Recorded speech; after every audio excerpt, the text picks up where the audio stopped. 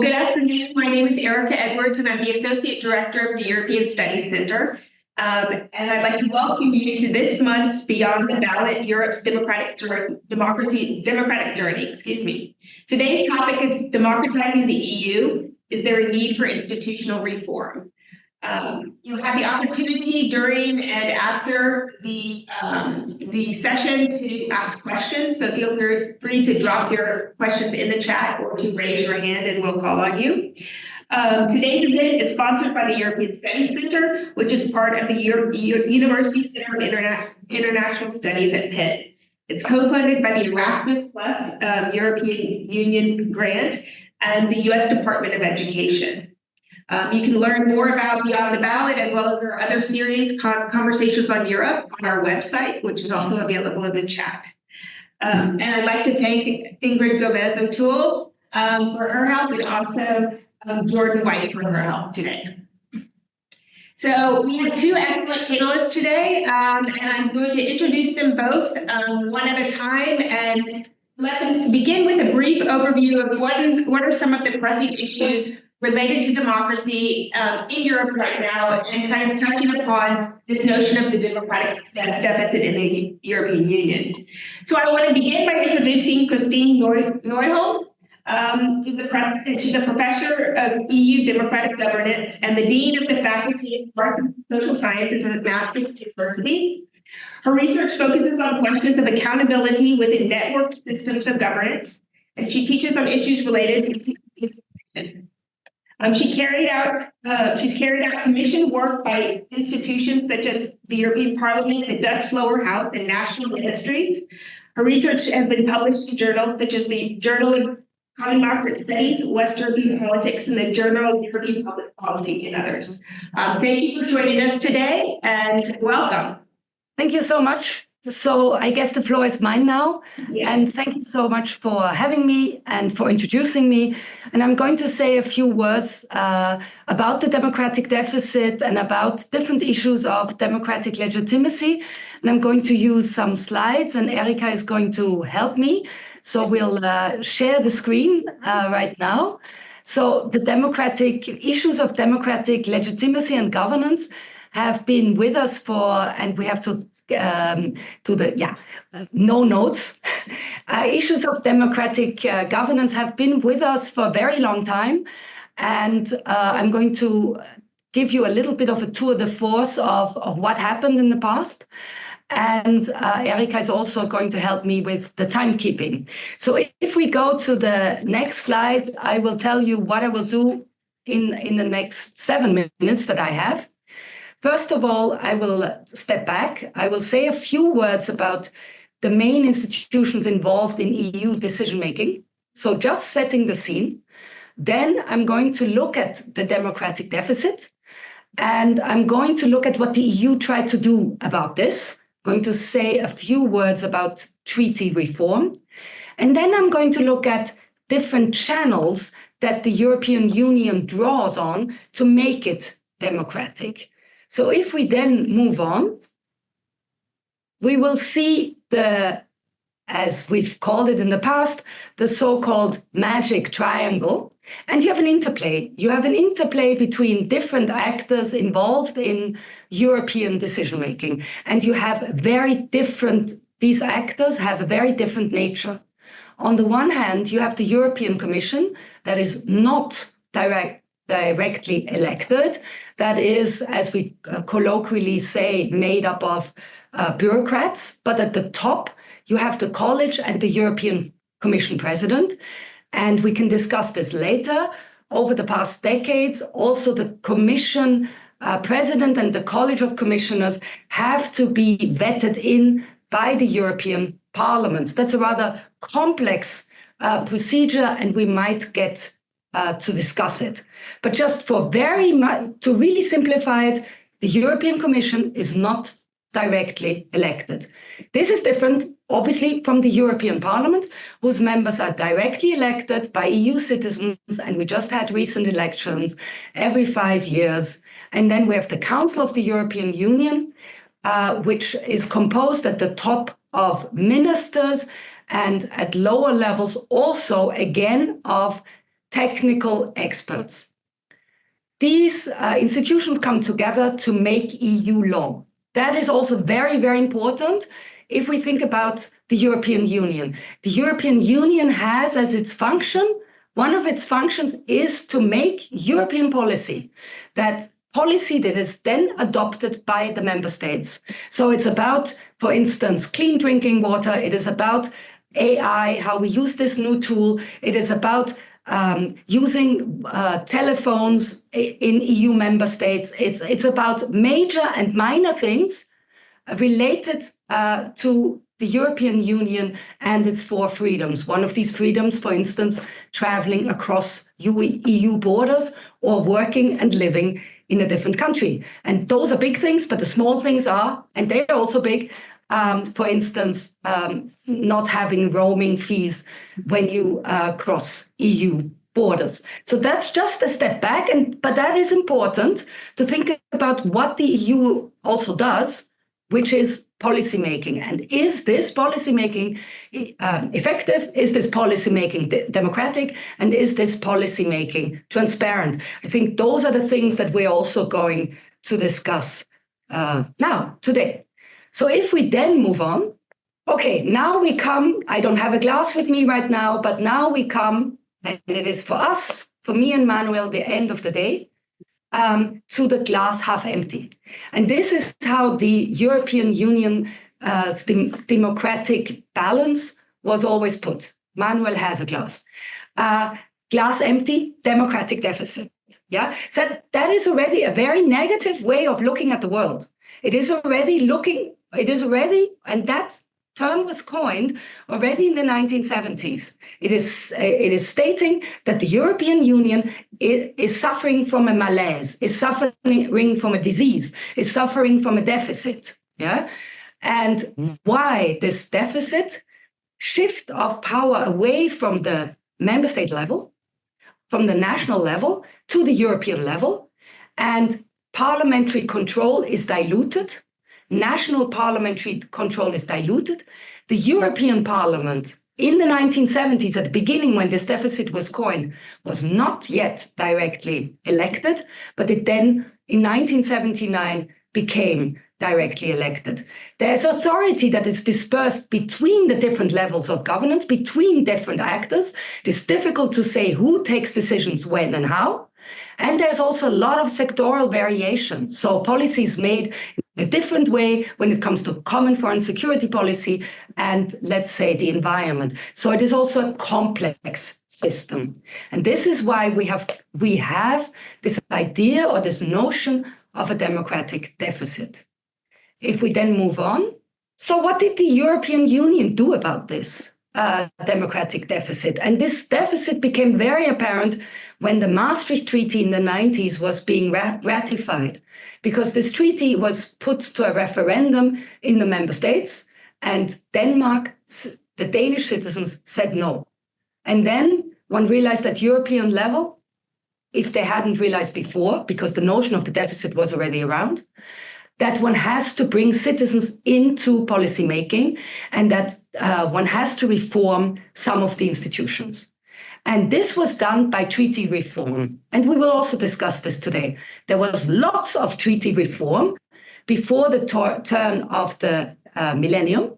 So we had the Maastricht Treaty, then we had the Amsterdam Treaty, then we had the Nice Treaty, and then we had so we had the Maastricht Treaty, the Amsterdam Treaty, the Nice Treaty, and the Lisbon Treaty. So we had 4 treaties in about 3 decades. But we haven't had treaty reform for a while now, and we will also discuss whether that is needed. But when we look at treaty reform in these treaties, we will see that especially one actor was upgraded, and that is the European Parliament. So the European Parliament, its powers in the field of co-legislating, remember the triangle, this was about co-deciding legislation between the Council and the European Parliament. This co-legislation was extended to around 80 treaty articles over time, to a vast majority of policy fields. But of course, there's still exceptions, and we can also discuss that. But just to hold that thought, the European leaders tried to address this democratic deficit, or whatever we want to call it, by way of treaty reform. We can discuss that later. The European Ombudsman was introduced. National parliaments got more powers. There was the European Citizens Initiative. So there were different tools being introduced to make the European Union more democratic, to involve citizens, to expand controlling powers by certain actors, such as the European Ombudsman, but also, of course, extending the power of the European Parliament. Erika, how am I doing in time? You have about 4 more minutes. 4 more minutes, so then we go on. Okay, and if you can then maybe click through, because then things will fly in, I think. So then we have different vectors of legitimacy. Procedural legitimacy, indirect legitimacy, and technocratic legitimacy, and parliamentary legitimacy. So this is trying to move away, this concept, which is 20 years old, is trying to move away from this glass half empty idea, from this idea there's a deficit. Because this idea is not very nuanced. It is more black and white. There's a deficit, there's no deficit. This is trying to say the European Union is channeled by different channels or vectors of legitimacy. On the one hand, we have procedural legitimacy, so certain procedures. On the other hand, we have indirect legitimacy, member states. Member states empower EU institutions, for example, by way of treaty reform. They're very much represented in the EU institutions, in the Council and in the European Council. We have the Parliament, we've heard about this, the European Parliament, parliamentary legitimacy, and we have technocratic legitimacy, which is about output. Remember the triangle, remember policy making, institutions coming together to create solid rules and regulations that can be implemented in the member states. If we then move on to the next slide, we will see all this spelled out. So indirect member states, parliaments, here the idea is dual legitimacy, national governments represented in the Council and the European Parliament. And increasingly, this is 20 years old. This was before the national parliaments got more powers by way of the Lisbon Treaty of 2009. So one could also add national parliaments to this channel of parliamentary legitimacy. Then we have technocratic legitimacy. The institutions are best legitimated through their ability to solve problems, to come up with common solutions, to come up with policy. So those are very different academic debates also, and policy debates that are brought together. And there's also procedural legitimacy, and that's about certain procedures that are adhered to, such as transparency and consultation of stakeholders. So to make this process of decision-making, policy-making, transparent, open, and less opaque, that's what is meant by procedural legitimacy. I will see how far I get with my next slides. If we then move on, I have examples for each vector. Procedural, I've already said this, adherence to rules and procedures and a common system of law. I think that's also a very important channel where the European Union says we have a common body of law, the acquis communautaire, as it's called, common set of rules. We have a court of justice since the beginning that has also acted as a motor of integration by contributing to a more uniform interpretation of the rules that we make across member states. So this is really saying we get our legitimacy from the common rules. The next slide will tell us that, if we go to, yes, that the member states, it's the member states. And I'm sure Manuel knows all the references that I have at the back of my mind when I think of these different academic protagonists. It's the member states that make the European Union legitimate. Here we have the European Council room. And I was there with my students negotiating in a simulation, which was wonderful, to sit around the table and play member states at head of state and government level. So, really the president of France sitting next to the chancellor of Germany. So these are the member states at the table at the European Council at the highest level of representation. And it is the member states that, of course, exercise and sign off treaty reform. If we then go on, we will see another coin. If we go back, a Europe that delivers, a Europe that creates common rules. So here I have a car. We just recently, some years ago, had a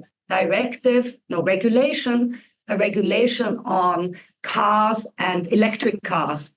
And you can imagine that it's very different of having electric cars in the Netherlands, where it's very densely populated and where you have a lot of possibilities to load your car electrically, as opposed to Finland. So where you basically have miles and miles of nothing. So if you have a rule that you have to have as a thing to plug in your car every, let's say, 5 kilometers, will be very different in Finland than in the Netherlands. So you can already see the conundrum that you're facing when you're making common rules.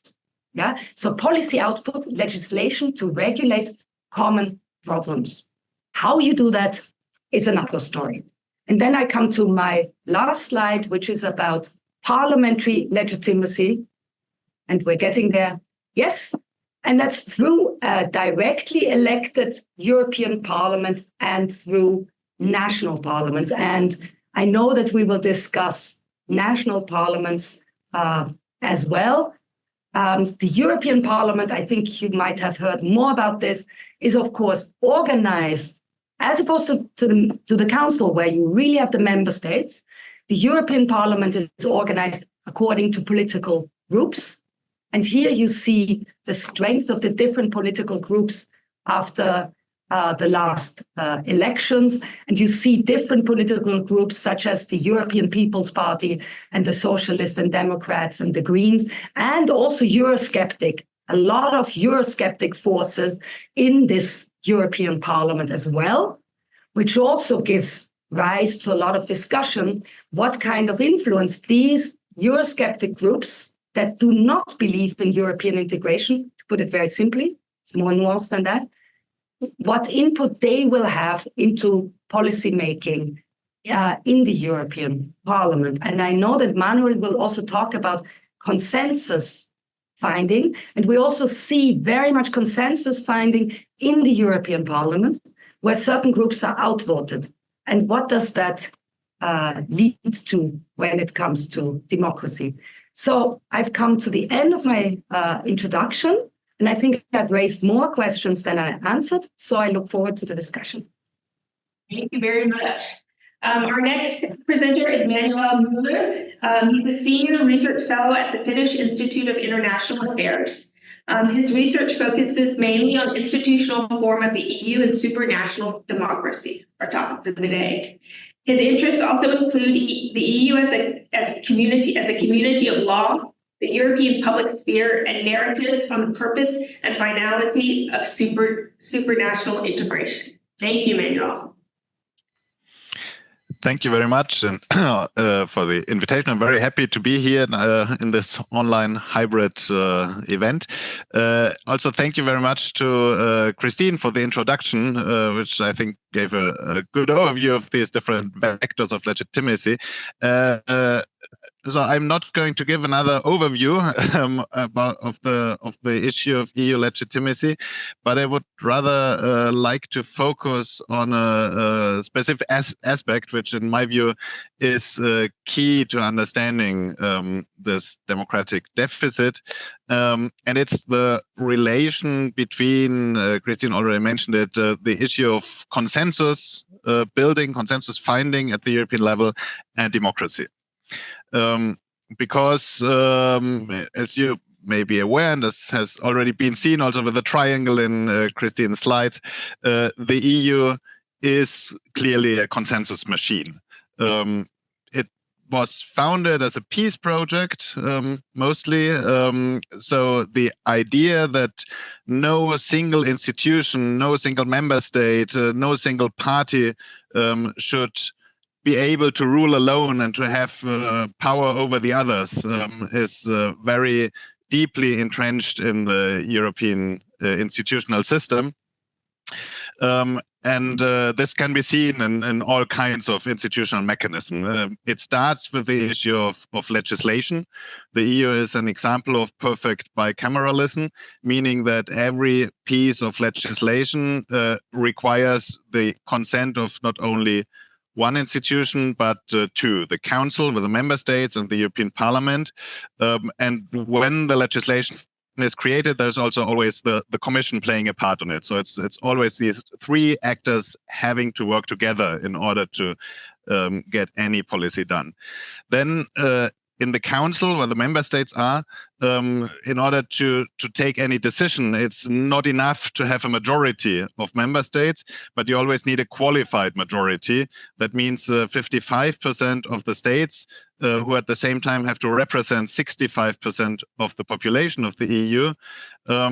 This is like the normal way the Council decides on legislative matters.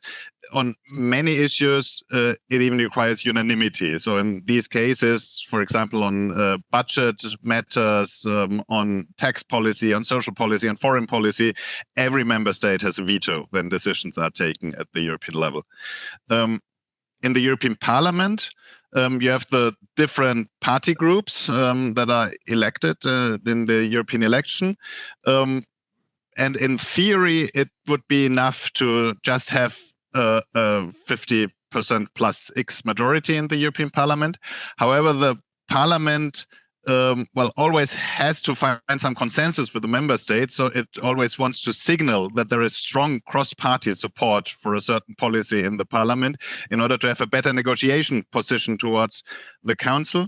So in the European Parliament, there is always an attempt to also build as big majorities as possible.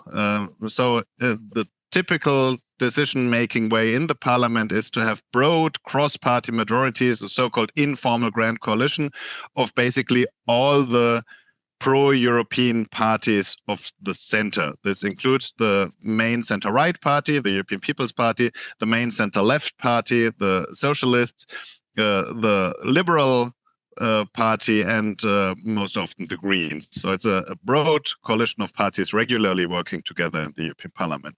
And then, of course, there's the European Commission, which, as Christine has mentioned, is not just simply elected by the Parliament, but its members are proposed by the governments of the member states, and then they are, as a college, elected by the Parliament. So in the election process of the Commission, you also need Council and Parliament to work together. And the single commissioners do not belong to one single party, but they belong to many different parties because they are proposed by the different governments of the member states. So it's always from a partisan perspective, the Commission is always a very mixed bag, which again leads to, more need of consensus finding between politicians with different views. And then, of course, there are a lot of consultative organs. There are online consultations, citizen panels, national parliaments also play a role. So a lot of attempts of consensus building and consensus finding at the European level.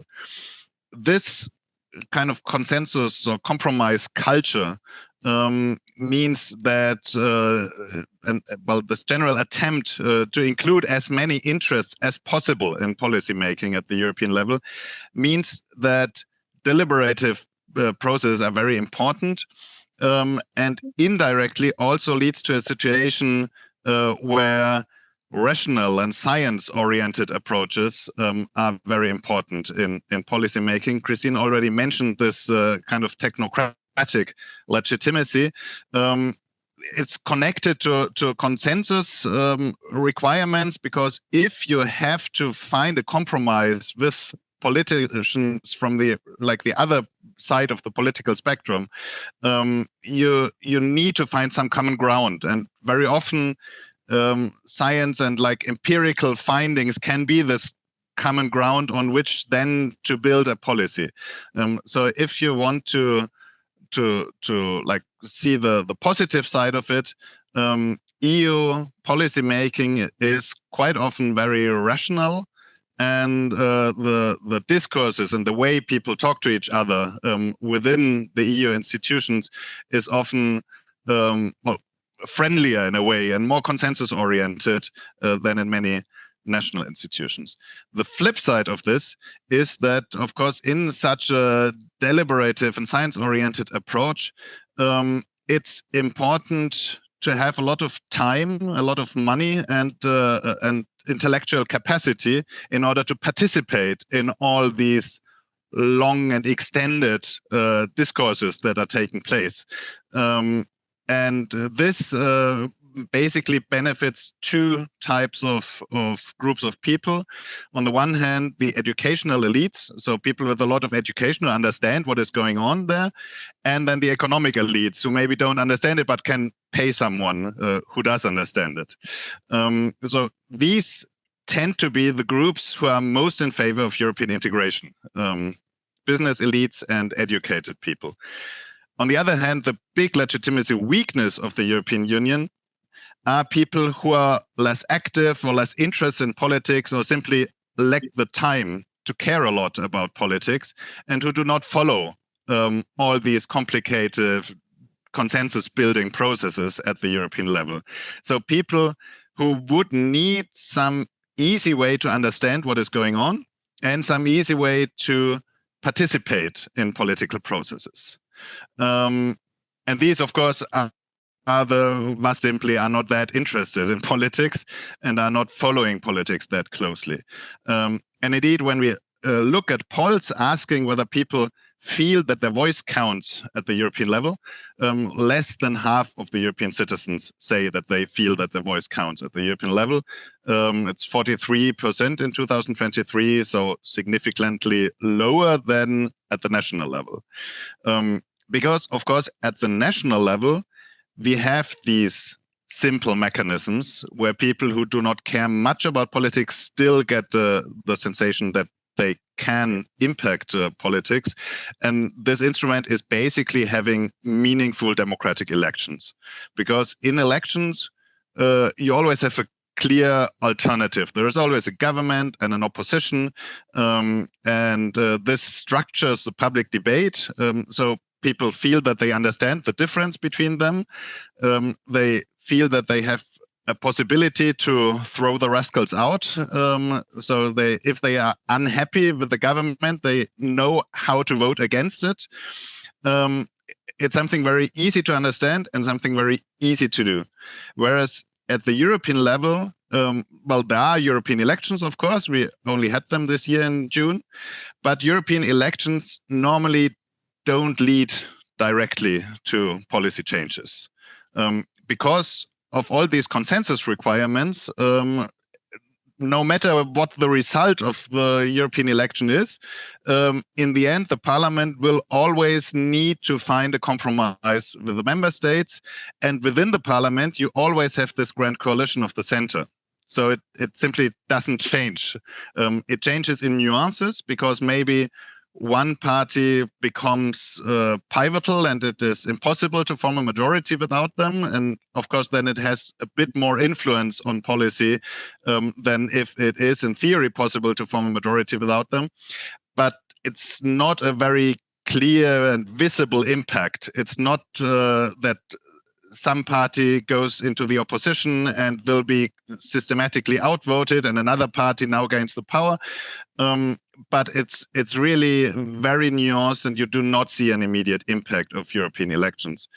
And at the same time, of course, also at the national level, the impact of national elections is reduced because of the European Union, because national parliaments can also not like unilaterally change EU politics because every member state also needs to compromise with the others and so on.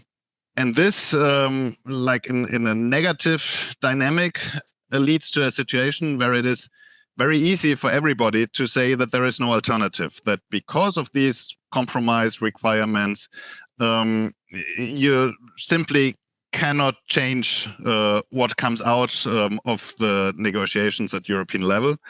And this, of course, leads to a situation where a lot of people have the impression that somewhere far away in Brussels is making some policies, and there is simply no possibility to have an impact of that.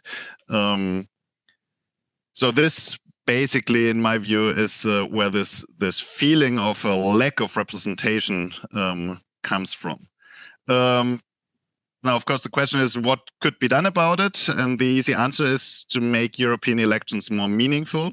This would imply to further strengthen the European Parliament, for example, in the election of the Commission. So if we had a full parliamentary commission, there would be, of course, a clear change, and it would be easier to understand what the election is about.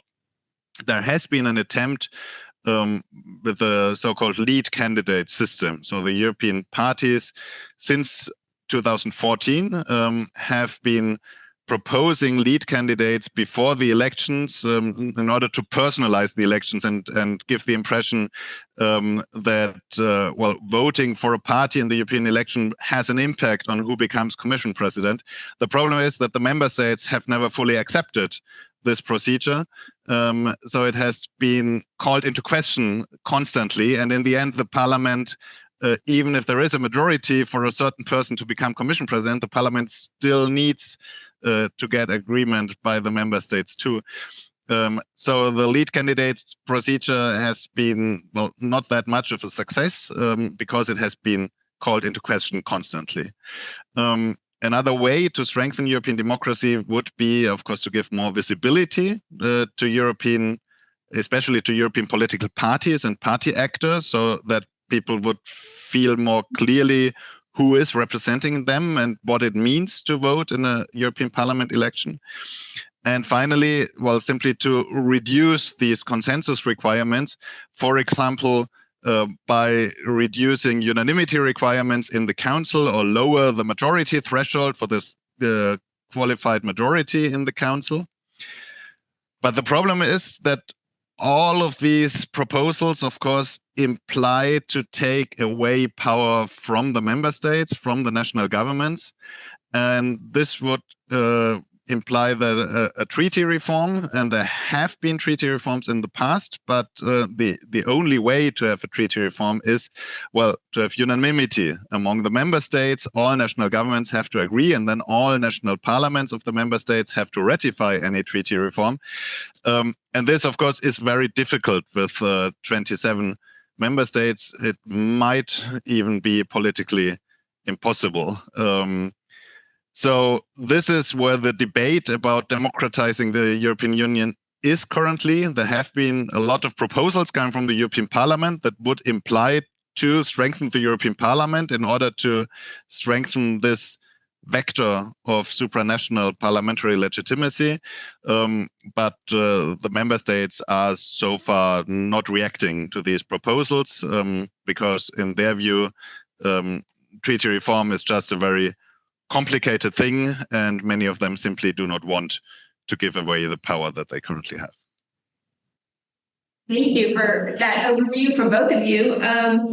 So I want to kind of hit on some of the topics that you both mentioned and kind of delve deeper in there. But I want to start off with a kind of a broader question and maybe a more opinionated question about the democratic deficit. And, you know, Christine, you started out with this, you know, glass half full, glass half empty kind of view, and Manuel, you talked about some of, you know, a lot of the perceptions of citizens in the EU. And so my question is, you know, to what extent is there there's aspects of a democratic deficit, but to what extent is it more that there are structural problems that lead to the democratic deficit versus this perception problem? The idea that citizens, you know, perceive, as you outlined, this lack of connection to the EU, et cetera, et cetera. And I'm not saying, I mean, both of them are a problem, obviously. whether it's a real democratic deficit structurally or a perceived democratic deficit, those two things are related. But I was wondering if either or both of you could comment on,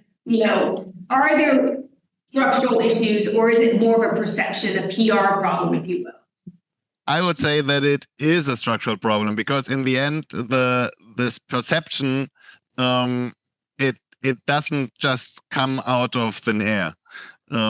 But the way the EU is perceived and the way discussions about the EU take place are shaped by the institutional processes. As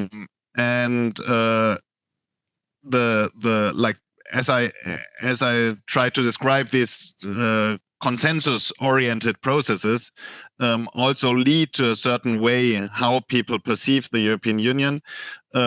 It makes European party actors less visible. It makes European Parliament elections less meaningful. In the end, another problem is that normally EU legislation and EU policy making gets stuck not in the Parliament but in the Council. Because of this high majority threshold, it's often more difficult for member states to agree on something than for the Parliament, which leads to a situation where the media are mostly discussing about differences between the member states, which then leads to a framing of European policy as a conflict between member states.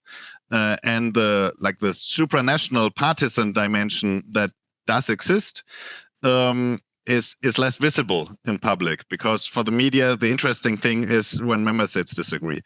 And all of this impacts how people perceive the European Union, because, of course, they learn about the European Union from the media. And if the media do not talk about the European Parliament because it's not that interesting, then, of course, they can't feel represented by the European Parliament. So I think the institutional level and the perception level ultimately are very much linked to each other. And if we want to solve it, we should try to change the institutions rather than just try to convince people that everything is not as bad, because in the end, this institutions to perception link will always be stronger than any goodwill attempts by political scientists to explain why the EU needs to work as it does. Thank you. Yeah, indeed. I mean, I think it's interesting. I mean, how do you come to a verdict of something? You have to look at different criteria. Yeah, so you have to also say, what do we compare the European Union to? What are yardsticks that I measure it with? And then we can engage in this discussion. But I very much agree with the fact, and actually Manuel is pointing to a paradox. I mean, you didn't spell it out this way, but there's a paradox. On the one hand, we have more and more tools that are supposed to strengthen the democracy of the European Union. We've alluded to some, national parliaments, the lead candidate debate, the European Parliament being directly elected, the member states being represented, all kinds of different, and the way I went at it, the different channels. So one of the criteria could be, do we measure the European Union by policy output? Then the European Union is legitimate. So those are the different criteria. But if we take a criterion that measures democracy in a broader sense of the word, then I very much agree that there is an issue, and that there is an issue exactly of clearly attributing power. I mean, who calls the shots when and how? That's politics. And it's very unclear, because of this system that is very fragmented, that it's not easy to say who took a decision on what, when, and how. But on the other hand, here we go back to the yardstick, the European Union is definitely not a dictatorship. So, you can also say, okay, a dictator it's very clear to see that the king has taken that decision. Yeah, but here it's a very complex system, based on this expertise, based on all these different input by different actors, very different system that achieves a certain goal. So I'm still always amazed by the fact that the European Union works. Yeah, but of course, I'm the last one who's going to say that there are no problems with this system. And the paradox is, the more we have tried to make the European Union democratic, the more complex it has become. And if you look at the statistics, probably the statistics by Manuel were more positive in the past. So there is also, is your voice heard? There is this paradox. But one thing that I really want to make very clear is it's also the member states. It's very much the member states who also frame the discussion, also in the national media, at the national level. It's this multi-level system of governance. Different levels say different things. So there's also this blame game and these kinds of, it's a very, very, so you can see from our answer, it is a complex, even the answer, is there a democratic deficit, yes or no? It's not a multiple choice question. So that's why we're coming up with more nuanced explanation of the problem. Definitely. And you kind of took my next question, because I was kind of wanting to delve into maybe in a little bit more detail what role both national governments and particularly national parliaments play in kind of shaping the democratic legitimacy of the EU. I mean, Christina, you kind of pointed to that, and they're framing how it's shaped or how it's discussed in the media, right? But I wonder if we can talk a little bit more about that and how that is almost a hindrance to any kind of movements for more institutional reform. Do the member states themselves even want institutional reform to make the EU more democratic? I mean, that's kind of a provocative question, but I think it's an important one. Yeah, maybe I kick off and then I give the screen to Manuel. This is also a complex issue. On the one hand, national parliaments themselves, so national parliaments themselves have been more involved are supposed to be more involved in EU decision making since the Lisbon Treaty. But this is, again, a very, very complex system, and also a system that hasn't worked out. So I'm alluding to this early warning system, and we've really researched it in quite some detail to look at very complicated procedure where national parliaments have to, normally it's the Commission that puts forward the proposal. So national parliaments have to say to the Commission, hey, Commission, you're violating the subsidiarity principle. So here we go. We have to explain what the subsidiarity principle is. That's already complicated. So again, it's this whole consensus decision-making and also complex decision-making. So basically it is national parliaments get to control whether a proposal by the Commission should actually not be decided on at European level, but at home within the member states. And then they have a couple of weeks, 6 weeks, very short, to coordinate across member states to say, hey, very technical thing, has the subsidiarity principle been violated, yes or no? And here we come again to Manuel's point about you need time and you need expertise. So it's normally lawyers who look into this, yeah? And then they can come together, and they've done that 3 times, but they've stopped because they've seen that the Commission is very good at looking at what is in the treaty. And according to the treaty, the Commission can maintain its proposal, and it has done so. 3 yellow cards were issued, so they have to do it collectively. And the Commission maintained its proposal in 2 cases. In 1 case, it withdrew. That's the good thing. That's what national parliaments want. But the Commission said, well, that was not because of national parliaments. That was because this proposal would not have gained a majority anyway. So you already see from my answer to this question that, yes, one wanted to involve national parliaments here, but it is a very complex procedure, and it hasn't really worked. And to the other question, and then I will immediately pass on to Manuel, to the other question, member states, and Manuel has said that already, member states I don't think we'll have treaty reform. We'll discuss that, but I don't think we'll have treaty reform in the near future because member states don't want this treaty reform. And it is also very cumbersome. It will take a very long time. We have at the member state level also governments that do not, as opposed to the past, that are very skeptical of European integration. And so this treaty reform, I think, will not come easily. So you also see in the academic literature, we call that the constraining dissensus. At the member state level, member states are really trying to make sure that they hold the reins and that European integration doesn't move forward at too simple a pace, to put it very simply, or too fast a pace. So to answer your question succinctly, national parliaments were supposed to be involved in policy making, and I've just given one example, but it is difficult. Member states could also not agree to give parliaments more powers than that. It's very complicated, this early warning system, and they only have one thing to do, to control subsidiarity and proportionality. And the second thing is treaty reform. I think the member states will not be up for it in the future. Manuel, what do you have to say to that? Yeah, I agree. I think this idea of involving national parliaments more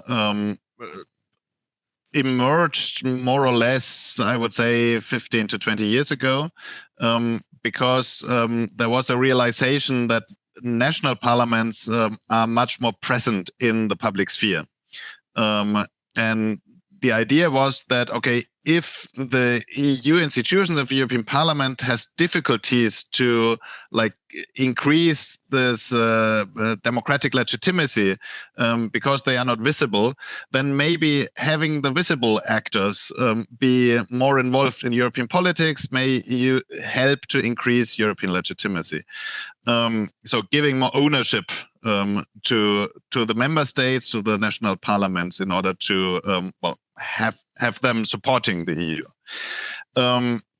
But then there were some clear examples where this failed very much because, structurally, of course, national parliaments are responsible to their own national electorate. And sometimes the national electorate is not very happy with the policy of the European Union. And when push came to shove was during the Euro crisis, when Greece had they needed money from the European Union, and the European Union, in the form of the other member states, posed conditions to that, and these conditions were very problematic for Greece because they basically destroyed their economy. So the Greek Parliament voted against these conditions, and they even had a referendum. They asked the population, and the population said no to the conditions posed by the European Union. So there was a very clear statement by not only the Greek Parliament, but even the Greek electorate, that they didn't like the conditions, but they still needed the money. And the other member states then threatened not to give Greece the money. And only 1 week later, so almost immediately after that referendum, the Greek government changed course. They said, okay, there's nothing we can do. We have to accept these conditions. And the entire line of the Greek Parliament and of this referendum was, just deleted in nothing, because the Greek Parliament realized that they simply didn't have the power to unilaterally set EU policy when all the other member states agreed on certain conditions and Greece needed the money. And with this, of course, this idea of having ownership by the national parliaments actually produced the exact opposite result, because it made obvious that the Greek parliament was unhappy with the way the EU was operating. And the Greek citizens felt even more forced by the European Union to do things they clearly did not want, because the parliament and the referendum had clearly stated that they didn't want it. If the Greek institutions had been a bit less involved in that case, it would have been clear that this is a decision that had been taken at the supranational level, that this was a decision that where the Greek parliament did not really have a say, but by pretending that they had a say, by having procedures that implied that this was owned by the Greek parliament and the Greek citizens themselves, expectations were raised that then could not be fulfilled. And the result was even more conflicts. Things became even more acrimonious because of that. So personally, I'm very doubtful about this idea of giving national parliaments more of a role, because national parliaments are great in democratically deciding about national domestic affairs, but in the moment where things become entangled and you can't decide things on your own, but you have to have a common solution, the risk that involving national parliaments actually leads to more conflict rather than less is very real. Still, of course, there are like institutional interests of the national parliaments and national governments. It's simply not easy to let go of a right to participate in certain decisions. It's not easy to say, okay, we will accept that these are European matters that should be decided by the European supranational institutions. When right now the treaty system gives you a right to participate in these institutions. So it's very, for a national government, having a veto in something, it feels like you have power and you can do something with that. And just saying, okay, we don't care, let's have this decided in Brussels, is usually not very popular, because it goes against like the structural institutional interest of national governments. So the dynamic of EU treaty reforms that lead to more integration and to transfers of power to the European level is normally that you have the supranational institutions, mainly the European Parliament, pushing for certain reforms. Then nothing happens until there is a big crisis. And during big crises, often member states feel that, okay, we need to have more supranational integration because otherwise we will not be able to solve these crises. This was, for example, the case in the big treaty reform of 1992, the Treaty of Maastricht, which was basically a result of the end of the Cold War and the huge amount of insecurity during that time, which led to member states to an idea where they said, okay, we need to have more integration in order to avoid a power vacuum in Europe. And suddenly, a lot of member states who before that had said no to certain treaty reforms, for example, Germany had never wanted a monetary union, at least not a quick one. But after 1990s, suddenly Germany was ready to accept monetary union in order to get German reunification. So in this situation where it was clear that in order to overcome this post-Cold War crisis, you needed some new decision, some new integration. Suddenly, it was quite easy to agree on something.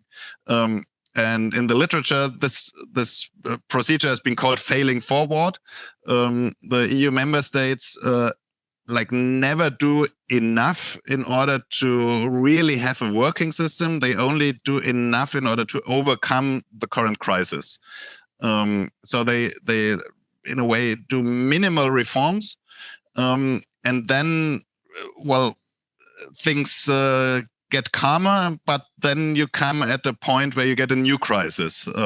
Often integration itself produces these crises because it leads to societies to get more entangled, more people interact in cross-border things, so you get new problems to solve. And member states like to find a minimum solution. So just enough to overcome the current crisis. Whereas on the other hand, the European Parliament is always going for the maximum solution and is always proposing things that would lead to much more integration. But in the end, it's the member states, not the parliament, who decides. And with ever more member states, it gets ever more difficult to get any reform, because just one member state vetoing a reform is enough in theory to stop it. So you really need a situation where every member state feels that the current situation is untenable and that a reform is absolutely required. And this, of course, is very difficult, because in many cases, even clearly inefficient and suboptimal ways of regulating things benefit some member state. So if it's enough to have one member state holding it all up, it is clearly difficult to have the situation where something progresses. Yeah, so I mean, kind of following up on that and your discussion on institutional reform and the difficulties of having any kind of treaty reform, what would it take? I mean, we have several crises right now, but not necessarily the type of crises that would lead to, wholesale constitutional reform, or I shouldn't say constitutional reform, treaty reform. But, in the past, a lot of the treaty reform has been driven by the enlargement process and the incoming member states, and kind of helping the institutions become, more able to deal with a larger EU. And I'm wondering, yes, I mean, there's still talk of enlargement, particularly post, war, the war in Ukraine, but is that enough to move forward any kind of treaty reform moving, as we go forward? What would it take to have more treaty reform when there are so many obstacles? As you said, all it takes is one country to veto that, or not even one country. Even if you could get all of the member states themselves to agree on a treaty, it would still have to be ratified, and it would take one referendum in one country to block that ratification.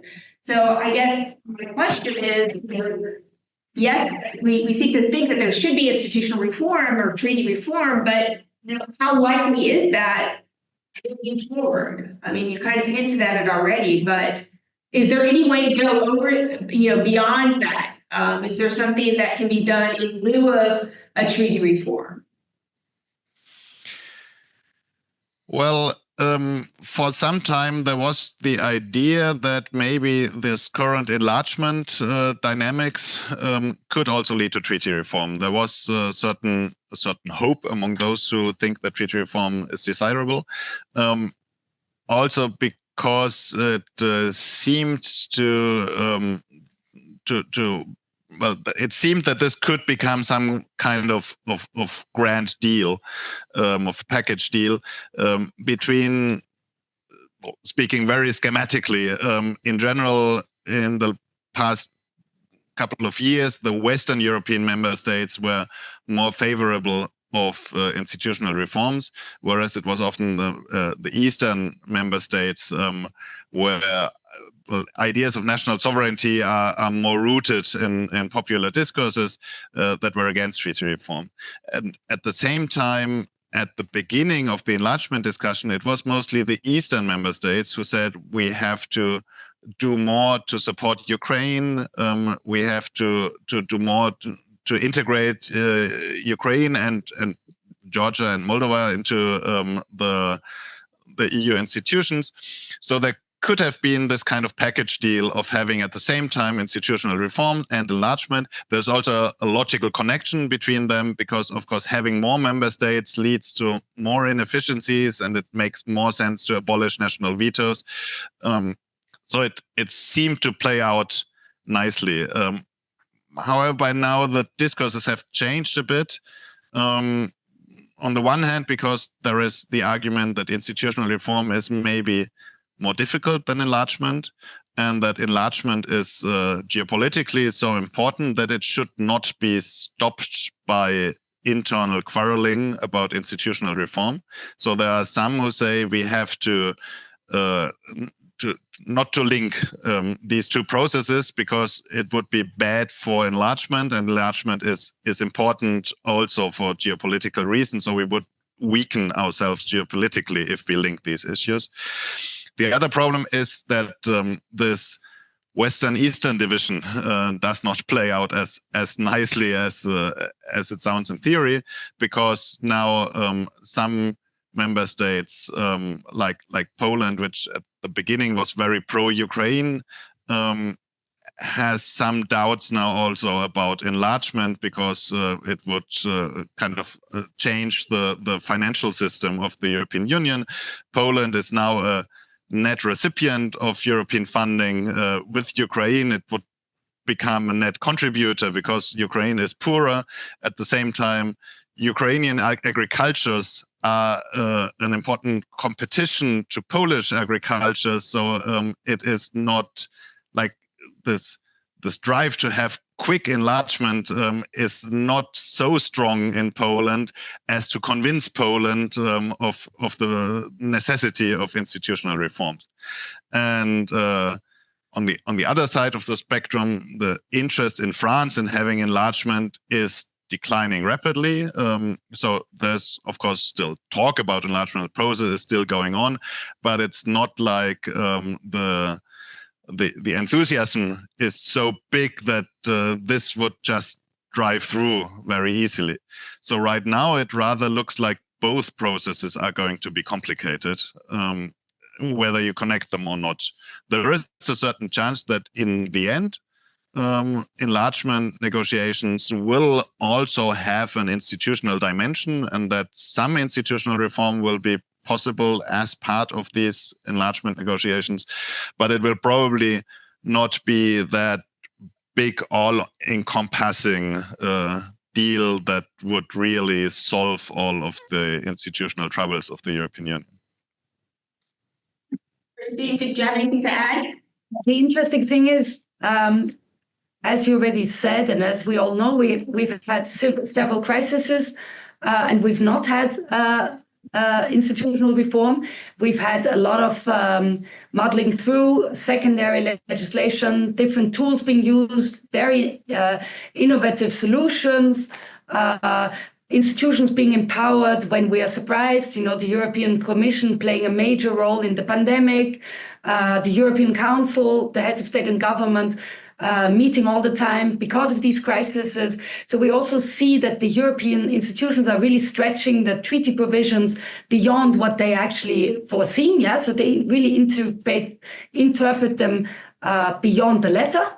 And we've also seen something that we haven't talked about, but which is relevant when we talk about this whole democracy issue, which is involving the citizens. And we've had this conference on the future of Europe, this exercise where we are, and Manuel is really nodding, where we had the citizens being involved in, or we were supposed to have citizens involved in preparing some kind of overhaul of the institutions, all kinds of proposals being put forward. And there we saw really that the European Parliament was very much for treaty change, also as a consequence of what came out of this conference. And we also saw that the Council, the member states were very much against treaty reform. So we know also recently that there is this divide, and it doesn't come as a surprise, between what the institutions want, the supranational institutions and the member states. And we've also seen that this whole exercise of involving citizens into policy making was without much effect.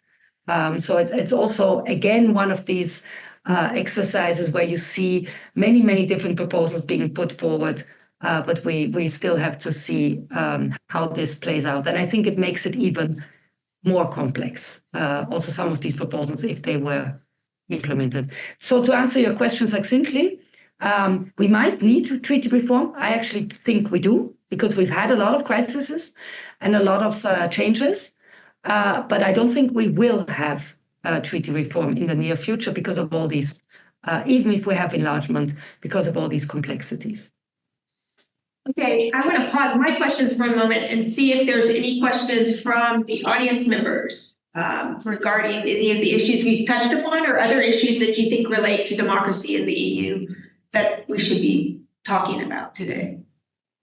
Yeah, my name is Sabine Fendelik. I'm in the German department. Thank you very much for the insightful, discussion of the problems of the EU, which are not so new. As you said, in the 1970s, the Eurosceptics and the democracy deficit became an issue, and it still is one. I want to shift this notion of democracy a little bit away from the purely institutional, and just wanted to ask you the question. There has been some discussion, more not widespread, about the problem which was caused by some of the EU member states, and the bad poster boy is Orban in Hungary, of course.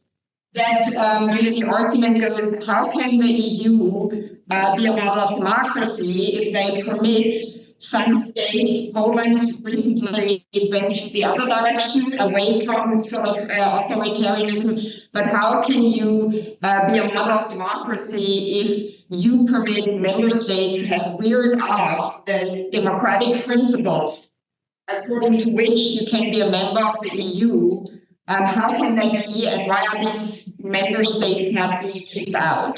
As I said, Hungary, I'm picking on Hungary because it's maybe the most entrenched authoritarian, less democratic government than the EU democracy rules actually require. Has that damaged, or is that an additional, in the public sphere, damage to the problem of seeing the EU as a democratic supranational structure? Well, to give a short answer to the last question, yes, it has, very much so, because, of course, having, the Hungarian government is participating in decision-making in the council. So ultimately, a government that has not been elected in free and fair elections is participating in making the laws that are governing every citizen in the entire European Union. So, of course, that is a democratic problem for the EU as a whole, too. About what can be done about this, the EU, in a way, has anticipated that something like this could happen. And since the 1990s, we have the Article 7 of the Treaty on European Union, which in theory deals with exactly this situation, and it says when there are breaches by member state governments of EU values, the EU values are defined in the treaty and include rule of law, democracy, human rights, and so on.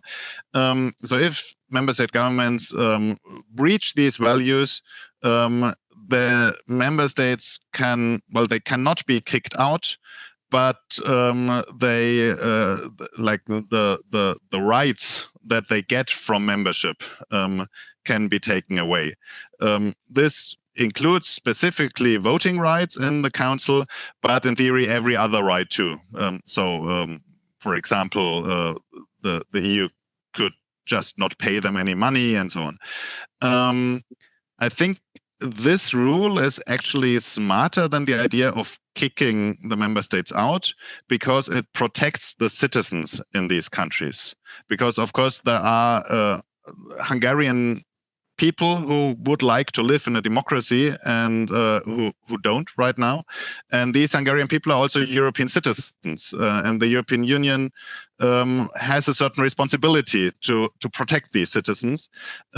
If Hungary were to leave the European Union, the EU could no longer protect them. Right now, they are protected at least to a certain degree through their European citizenship rights that enable them, for example, to leave Hungary if they want to, but also enable them, for example, to go to the European Court of Justice and try to achieve something there. The problem with Article 7, however, is that in order to deprive member states of these rights, or to suspend membership, as it's often called, but in reality, it's about taking away voting rights in the Council.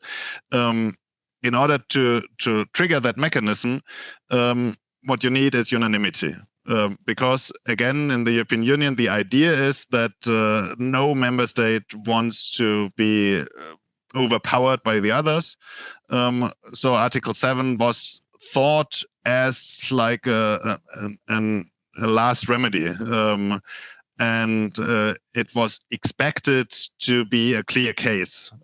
So the idea was that, of course, we are all democracies, and if some member states suddenly isn't a democracy anymore, of course, all the others are going to agree on that, and then they will unanimously vote to trigger Article 7.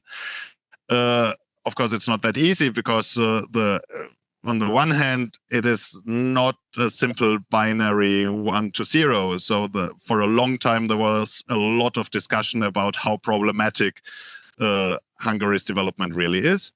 And on the other hand, of course, similar developments took place in other member states too. And for a long time, Poland and Hungary were simply covering each other. And it was impossible to trigger Article 7 because you only need one member state to disagree with that. Now there has been a government change in Poland, and Poland would now probably be more open to trigger an Article 7. But now we have a new problem in Slovakia, where the newly elected government is also attacking the rule of law. They are not as clearly aligned with the Hungarian government as the previous Polish government was, but still, from the perspective of the Slovakian government, it's just smart to make clear that Article 7 is not to be used. So right now, there is a certain agreement that Article 7 is nice, but it will never be used because it's just impossible to get this unanimity. And the European Union is in a way trying to find other ways to get some influence over governments like the Hungarian one. One of these instruments has been financial policy and budgetary policy, because there are certain ways where you only need a majority decision in order to keep money away from member states. The construction is that you say, as Hungary does not have a functioning judicial system, this is a risk to European funds not being allocated correctly. So it's the corruption risk that has given the EU the possibility to suspend funding to Hungary. So Hungary is not getting all the money it would otherwise get from the European Union.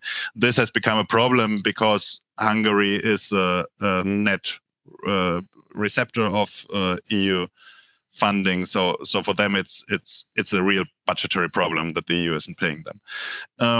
And the other possibility to do something about it has been the European Court of Justice, actually, because citizens can go to the European Court of Justice, and the European Court of Justice has developed an expanding fundamental rights case law. So they are starting to interpret things as relevant for EU fundamental rights in order to protect citizens also in countries like Hungary. But both of these things are only functioning to a degree. And the budgetary thing will not work if, for example, a country like France has a far-right government and starts with democratic backsliding, because France is a net payer. So if the EU stops giving money to France, France will simply stop giving money to the European Union. So it's not a great solution, but it's the best the EU can do right now. And of course, reforming Article 7 is on the top of the list of the things that would be done in a broad treaty reform. But as long as the treaty can't be reformed, you cannot abolish unanimity in this article. Yeah, so thank you very much for this question, because indeed in the literature, there's this idea of that we're almost romantically looking back to the 1970s when we talked about the democratic deficit, and we talked about European Parliament elections not working, or these kinds of things, and that we now have much more serious problems on our hands. And this problem we've just talked about, which is called democratic backsliding in member states. And we have the extreme case of Hungary, but we also have very Eurosceptic governments in many countries now. And of course, you can also be skeptic of the European Union, but there's a certain, we've talked about this consensual decision making, there's a certain, certain shared values that heads of state and governments so far seem to have had when negotiating in the European Council and in the Council. And we see in different member states, the one that I work in, which is the Netherlands, and the one that I come from, which is Austria, we see in different member states questioning of certain principles, trying to opt out of the Dublin Agreement, these kinds of things, and acting as if the country has already done so, but that's not possible. Yeah. So actually framing in the discourse, framing in the media, certain things that are not possible, where politicians, at least right now, where politicians are aware of it, but trying to influence a certain discourse in a certain way, or campaigning for national elections on very straightforward anti-EU campaigns, that's also undermining European integration as we know it so far. Yeah, and we can have and we should have, and we are having right now very nuanced debates about European integration. You listen to us, we don't say that everything is rosy, but we're also trying to shed light on different things and not just saying European integration is bad for you. Yeah, so I think this is also something that we see, also a certain consensus about European integration, leaving also the heads of state and government, at least to some extent. Yeah, so the problem is more than, and I'm not saying that anybody said that, but it is much more than only Hungary. So I guess one of the things that we've pointed to already is, the institutions and the interest of the institutions, the interest of member states themselves. And of course, we're talking about democracy, and so it's the citizens that are key here. But I wonder to what extent do you have, it's constantly the European Parliament pushing for more and more powers. But we just had elections in the European Parliament, and there's still little interest in European parliamentary elections, which Manuel, you had talked about that earlier on. So on one hand, we have not so much interest in European parliamentary elections. We also have a situation where over time we've seen more and more movements for more democracy, more empowerment of the European Parliament, more opportunities for citizens to engage with the various European institutions, and yet the problem persists. And so, I guess, to what extent do we have, to put some of the onus on citizens themselves in terms of participating in ways that are meaningful and coming up and showing up for elections, participating in the various fora that have been developed for their participation? Well, we've seen that the turnout for the European Parliament elections has increased over time, but still it's nothing to write home about that much. So just about 50%, and there's also discrepancy, differences among member states. And into the statistics, we have to factor in the country, for instance, that I live in, which is Belgium, that, we have compulsory elections. Yeah, so we have to vote. And so it's also funny. I always found it super funny before I lived in Belgium that we only have 90% of people going to the vote when it's compulsory. But you can imagine that, for some reason you cannot turn out, go to the elections. And I live in Belgium for a while now, and you apparently don't get fined if you don't vote. That's another story, and I have voted. Anyway, so the European Parliament elections, yes, you can put the onus on the citizens, but we do, as Manuel also said, what does it actually bring? It's very opaque what the powers of the European Parliament are, and what happens to your vote. What Manuel alluded to, is also these shifting policy coalitions that have different parties voting together and different parties voting against each other in different votes. And also this, what also has been mentioned, this grand coalition. I'm not sure that everybody knows this when actually voting for the European Parliament elections. There's also this whole idea of second-order elections, that voting for the European Parliament is actually not that important. But I would very much disagree because of the fact that the European Parliament can shape policy together with the Council. But then you also asked the question about citizens can participate. But then I would like to play the question back to you. Can they? How can they participate?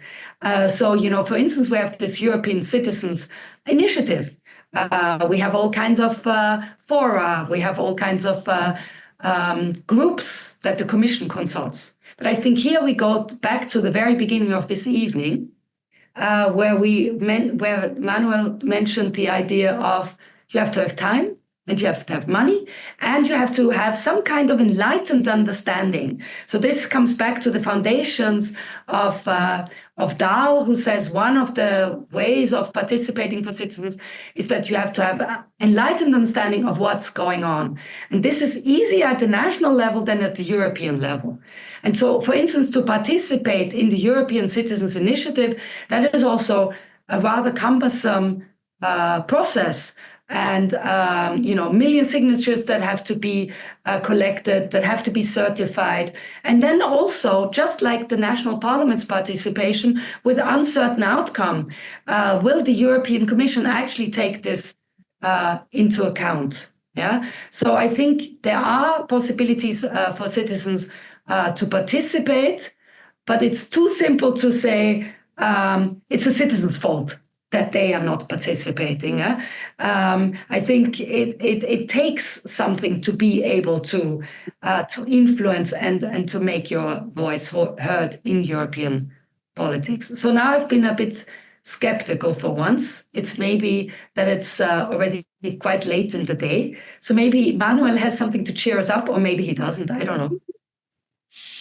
No, I absolutely agree. The EU, with its this very complicated institutional structure. In the end, what the people it makes happy are political scientists and lobbyists, because it's it's interesting to learn how it functions, and you feel great when you have finally understood it.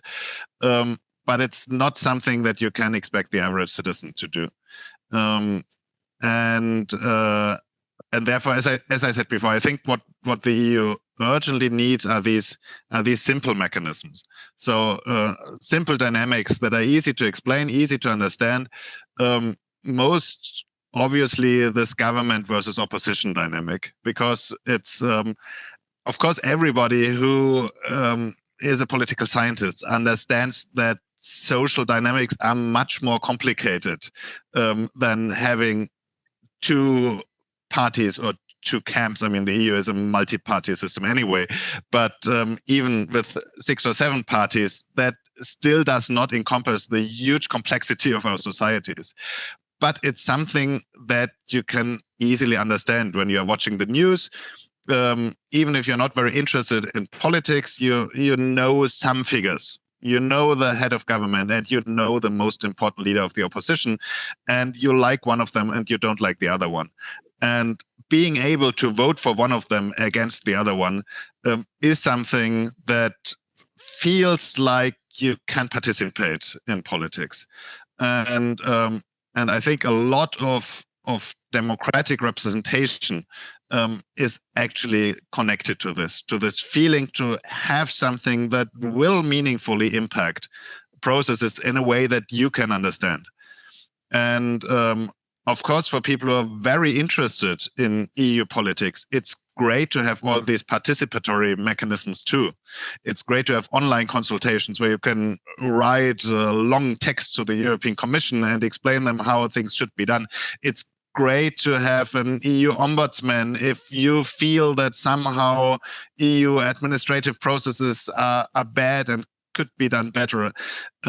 but that's not how the average citizen participates in a democracy. And I think what would help, well, I mentioned this earlier, is to give more visibility to European parties, to make sure that people do not only know the national head of government and the national leader of the opposition, but also European head of government, the European leader of the opposition. But the problem for this is that you would need a European opposition for that in the first place. And you can't have an opposition if you always have these broad majorities where everybody agrees. So it's this delusion of responsibility is also a problem for people simply to understand the processes and to understand the alternatives. And in the European Parliament, I think they are quite aware of this problem too. Over the past years, there have been more and more policy conflicts between the main center-right and the main center-left party, because they simply don't agree on a lot of things. But they have to agree because it's very difficult otherwise to get anything done at the European level. And there have been talks about the end of the Grand Coalition, basically every 5 years in the year before the European Parliament election. So always before an election, somebody in the European Parliament will say, now it's time to just end the Grand Coalition. And from now on, we will have more of a dynamic and people will understand that there are clear alternatives. And simply the socialists are not the same as the European People's Party because we have different visions of the world. And then after the European Parliament election, of course, they come together again because they say, okay, we can't mission if we don't work together. Well, we simply have to work together. So to a degree, there is an attempt to perform differences, which actually exist, but which cannot be, well, effectively implemented because if you have to agree on everything, and citizens are not so stupid as to fall for the theater. So for many, it feels like the parties during the campaign are presenting, well, different views, but that this does not have any real impact in the end. Because what they then see is that in the end, you get some policy packages in Brussels which are, well, once they are negotiated, they cannot be reopened because it would be hell. This is the only possibility to get all these institutions, all these parties, all these member states together. We just have to accept this package because otherwise we have to start all over again. It's impossible. So this is what citizens are then confronted with. And of course, they feel like all of this democratic campaigning is pure theater. If in the end what they get is a package that can't really be reopened. And the ones who benefit from this, of course, are those who are against the system. So mostly the populist radical right, who are simply saying, well, the European Union doesn't work. We should not have the European Union. Everything would be better if we just decided at the national level.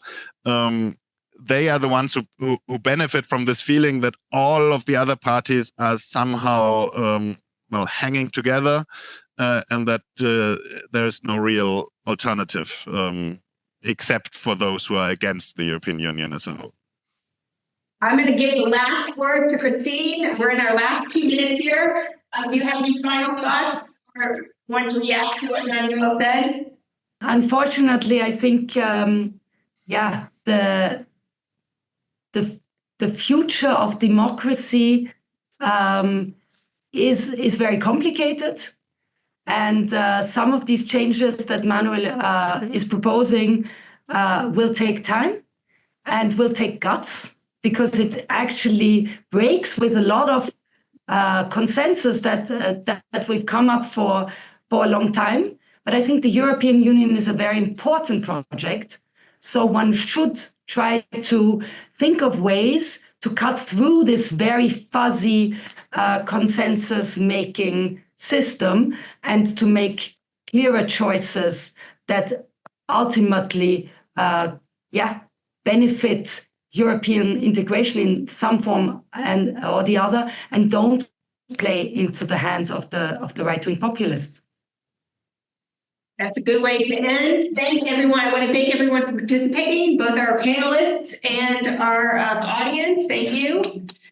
And I want to remind everyone that the next Beyond the Ballot will be on November 22nd. Is that correct, Ingrid?